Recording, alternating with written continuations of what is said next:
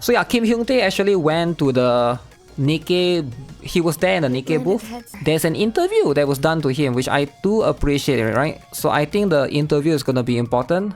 And there are some stuff in the interview that we also need to take note of, because there's a lot of details right here. It's actually a very long article right here.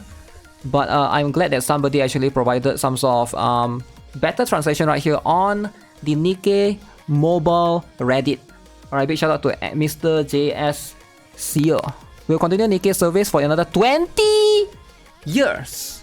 20 years, Nikke will last for another 20 years. So what do you guys think? 20 years is a long time. So right now it's 2024. And 2044, we are still all going to play Nikke. That's a very long time. So they're not gonna give up. They're not gonna stop unless something happens, right? Unless, like, you know, there's a new competitor that comes out. 20-year plan, that's a very long time.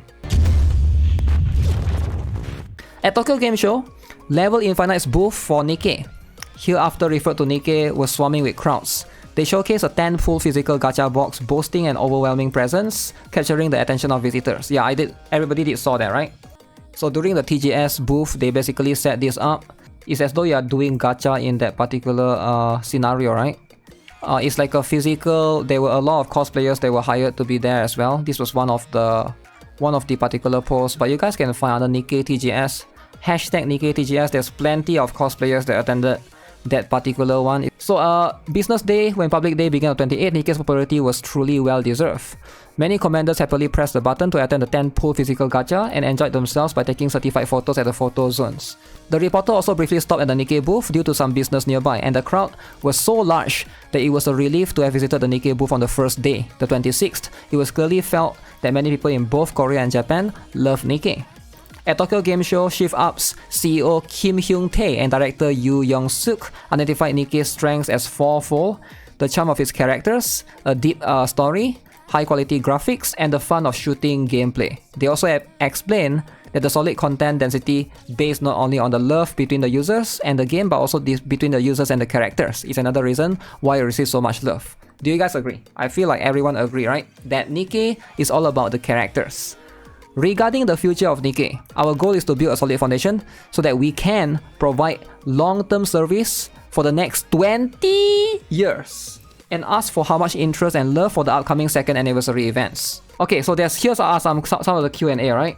Question and answers. It was impressive to see Japanese users forming long lines and waiting for events at TGS. What was the driving force behind Nikke's good performance and its ability to be loved by Japanese users? Okay, so here's the answer, right? Fortunately, Nikke is receiving a lot of love, not only from Japanese, but also from the global market. We believe our four strengths, the character charm, a scenario that allows for experiencing diverse emotions, high-quality graphics, and the fun of shooting gameplay are the factors behind our success. Okay, when we participated in TGS 2022, that was 2 years ago. The game was not yet released, so we were in the position of promoting our game. Now many people have recognized it. Over the 2 years since the release, the development environment has changed significantly. Previously, the concept was to provide impactful content and having users enjoy it. So while servicing Nikke, although each game genre may differ, we realized that most important thing is love. This applies not only to the love between users and the game, but also between characters and the users. Complex emotions such as love, anger, jealousy, envy, and ambivalence create strong relationships and can lead to a stage where genuine mental connections are formed between characters and users. We are developing it not just as a game, but as a world. We cherish the story of each character and always consider how users will receive it. Alright, so as the second anniversary is approaching, could you briefly spoil any events or new characters? Ooh, okay, let's see. What are the spoilers here? Since the anniversary content is announced through live stream broadcasts, it will also be revealed via official channels this time. What I can say is that the volume is much larger compared to the first and 1.5 anniversaries. We are also putting effort into the second anniversary mini games. Mini games? Rise up, alright? If you guys love mini games, everybody here loves mini games, right? It's time to have a even advanced tower defense. We chose a genre that is challenging to develop, and we hope users will enjoy it as much as the development team has worked hard. Alright guys, who is up for the mini games? Difficult to mention that the names of the characters, but to give a hint, Nikke always provides content based on the story. It might be one of those within the expected boundaries. Cinderella for sure.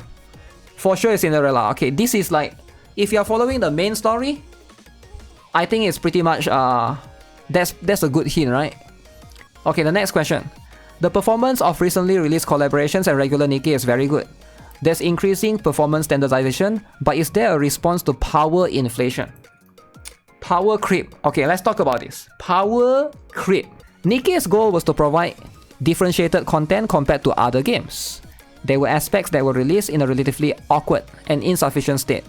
We have been feeling those gaps over the past 2 years. We are always listening attentively to opinions related to power creep. Currently, we are in the stage of refining our direction. As always, we will not ignore user feedback and will take sufficient explanations and responsive measures. Okay, that's it. They didn't really say anything, right? They just say power creep. Okay, we will listen to feedback. That's it. They didn't really address. I guess there's some power creep from the Asuka up until now, but power creep will always be there. As long as it's not too egregious, I think it's fine. When can we expect to see Stellar Blade collab? It seems that the announcement will be made at a meaningful timing. It is related to an expansion period of something in Stellar Blade. I will provide more information soon. Since it's not 2nd anniversary, I hope you can fully focus on Nikke during the 2nd anniversary. Okay, so the Stellar Blade collab will happen when Stellar Blade is going to have an expansion. I don't know when is that, but whenever Stellar Blade have the next expansion or something huge, that's when Nikke will be having a collaboration. I think that makes a lot of sense. That's gonna make a lot of sense. The biggest difference between the main scenario and side scenarios was the dubbing. But currently the criteria seems ambiguous. If there are criteria related to dubbing, what are they? Dubbing. It is due to the characteristic of the Nikke development team. We include as much content as we want and can. Voice actor recordings were only done for anniversary events and main quests, but we gradually increased the volume. Are there any offline events being prepared? We are discussing it internally. Of course, we have strong desire to conduct large events, but we decided it would be better to proceed when we can execute them perfectly to satisfy our users. Offline events. I wonder what kind of things they can do, right? Like concert maybe? Shift Up achieved great success in the Japanese game market through thorough preparation. What is Shift Up's view on Japanese user tendencies? Although our presence in Japan is significant, we have been fairly successful globally. As a global single build service, we focus on universal points. They are fun for users rather than catering to specific national borders. Our content centers around stories, events, and other content that users can enjoy. While we are grateful to be greatly loved in Japan, we cannot operate focusing on specific countries. Subcultures and origins of 2D games are in Japan, so the people who are the most familiar with Japanese culture came together to create it, and I believe that this is why it naturally resonated with users. Since the codes used are universally understood worldwide, it has also gained popularity globally. Additionally, development team tends to push themselves to create more, be more active, and incorporate richer and more diverse content. It's kind of overworking. Despite this content density, we are receiving good responses. Nowadays, many people appreciate the content density. They like the affection embedded in Nikke's development. Oh, wait, they actually asked this? Okay, a significant number of new Nikkes have been released under Tetra. ELYSION, which lacks performance character pools, makes attacking company towers difficult. Are there any plans for improvement? They actually asked this. Okay, I like it. Tetra. Where is the ELYSION? We are aware of this and we are discussing it to find accurate solutions rather than pushing to fix it. Instead of forcing the number of tower personnel, we plan to design specific key characters to break through. Since the game was launched with a story focus, the balance between companies may not be perfect, but we will pay more attention to adjust it in the future.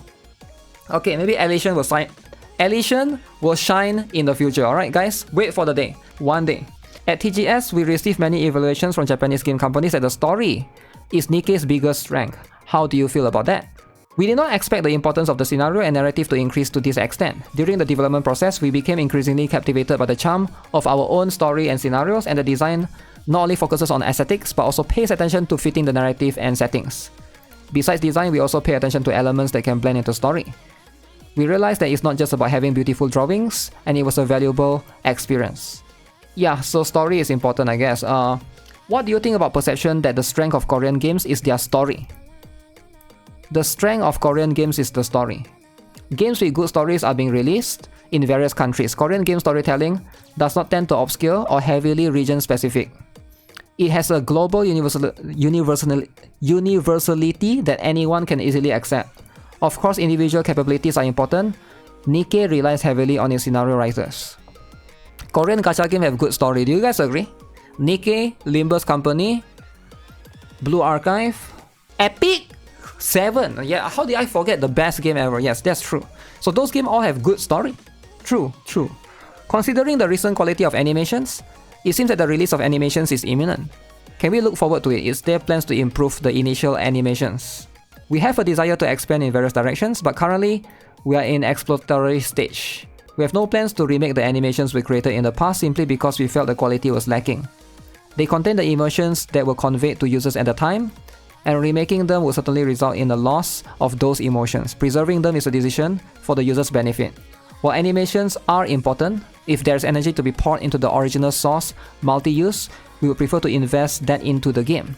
If we can achieve good quality, even while being completely immersed, we might attempt it. Was there a special reason for choosing Evangelion collab? There were some personal bias, but it was a title that we had to do eventually. The Asuka and Rei I drew did not pass through KQM.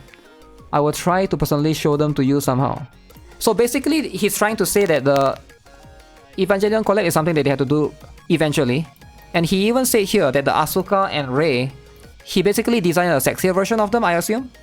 And it did not get through the green light by the IP holders, I guess, is what he's trying to say. I think he cannot just he cannot just straight up say that the IP holders rejected our sexier design, but he's trying to tell the players indirectly that they tried to design something like a more lewd version, but did not pass through them, so they will try to show them to you somehow. I don't know what does that mean, right? Yeah, I guess there's something to be expected. So you can see like from the Evangelion collab, it does seem a bit tame, right? Definitely there's no like sexy outfit or anything. Are you reviewing or preparing collabs with the latest IPs? We are on the verge of massive collab with the latest IP, Stellar Blade. We are also preparing collab with other IPs that can attract new users' interest and IPs that no one expected. So we ask for your great interest. Are there any important elements you handle when directing the Korean sound for Nikke? It is procedural, important process. I think the good results come from the voice actors doing well. Straightforward. The Red Hood costume was given to the top vote in the popularity poll. Users who do not have Red Hood character and new users cannot use it even if they receive it. Wouldn't it be better to have about a 1 week pickup period in the future popularity polls? That's a good point actually, right? How many of you guys here, you don't have Red Hood? You get the free Red Hood costume but you can't use it. FOMO. FOMO of not being able to use it. That's a good suggestion. We will discuss it internally. I think it's a good suggestion as well. The Scarlet drinking glass sold at the recent Hyundai pop-up store was impressive. Are there any goods planned with the concept of realizing in-game items into reality? At the pop-up store, we sold goods closely related to the characters such as Shifty slippers and Hornyeon drinking glasses. I didn't even know they did that. I want an Annie's hair badge. It would be great if you could release it in high quality. How is the Champion Arena coming? Ooh, it is completed, but it was delayed because we need to secure Q&A. We overextended during the 1.5th anniversary. We'll make any content fun and present it to you. Alright? Combining 2D characters with 3D battlefields seems to require attention to many elements. For example, if a character like Rapture is hiding in the 3D battlefield, is there a bug where aiming doesn't work? What you mentioned is a bug that needs to be fixed. Characters are 2D. We pay attention to the 3D and specialty to implement vivid graphics. We try to incorporate dynamic movements rather than flat ones. Especially, we make an effort to show side character shooting scenes as much as possible so that the users can immerse themselves. Okay? There are instances where Nikke influences other subculture games such as Nikke moods in Girls Frontline 2 or Nikke skins in Azulane. Oh, they actually brought this up. So this is the one that he's talking about, right? In Azulane, they have this particular skin, in case you guys aren't aware. So this was, a lot of people claim that this is like influenced by Nikke. And also there's one similar stuff in Girls Frontline 2 as well. I'm actually pleased with when parodies or similar content of our game appear. It's something that happened because our game has achieved success and recognition, so we are grateful for it. I'm glad there's this is a pretty straightforward response, right? It's fun that our game can become someone's muse. However, I'm not sure if Level Infinite as a publisher feels the same way. Oh, wait. Did he just say that Shift Up is okay with it, but Level Infinite is not okay with it? And Level Infinite is gonna go after Azulane and sue them. Level Infinite is not happy. It's not happy, alright? I can see that. Japanese mobile game market is entering a downward trend. Considering Nikke's long-term service, how do you plan to proceed in the future? We are preparing several policies. Even if Japanese mobile game market stagnates, the number of subculture 2D game users is increasing. We are preparing collabs with good IPs, attractive content, and various events that can attract new users. Regional expansion is also one of our considerations. Regional expansion? I thought Nikke is available everywhere, right? Tencent? Yeah, Tencent is not gonna be happy, right? Tencent wants to like keep this but jiggly all to themselves, right? Why would Tencent want to share it? There was a talk about an art book for the 1.5th anniversary. We have a lot of art, so we are preparing it. Art book? Huh. If you talk about Shift Up's future roadmap, what would you say? Shift Up recently went public, and we aim to present a slightly different image from other listed companies. Yes, there's a lot of drama about Shift Up going public. Do you guys remember? Back then, Shift Up going public, causing drama. Currently, the Nikke title is receiving great love, but we are well aware that maintaining this position is very challenging. We will not hastily undertake new or diverse projects, but will invest to make our existing titles even more attractive. 20 years, Nikke, alright? We will continue to develop Stellar Blade to become a good IP and plan to gradually expand regionally across platforms. Please bring Stellar Blade to PC, man. Put it on PC, right? We are bringing in good people to expand our pipeline, and we'll be making games in areas beyond Stellar Blade and Nikke. Open world. Rather than producing a large quantity, we focus on bringing together talented individuals to create high quality products.